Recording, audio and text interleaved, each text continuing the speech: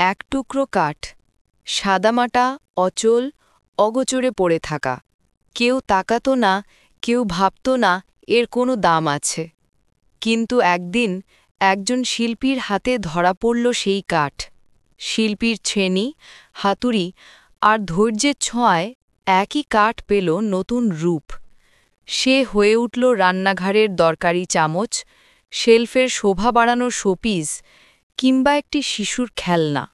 এই কাঠ শুধু কাঠ রইল না, সে পেল পরিচয়, উদ্দেশ্য, ভালোবাসা। আমাদের জীবনও কি এমন নয়? অনেকে আমাদের অচল ভাবে, মূল্যহীন ভাবে, কিন্তু সঠিক মানুষ, সঠিক সুযোগ আর সঠিক পরিশ্রম আমাদের নতুন রূপ দেয়, নতুন পরিচয় দেয়।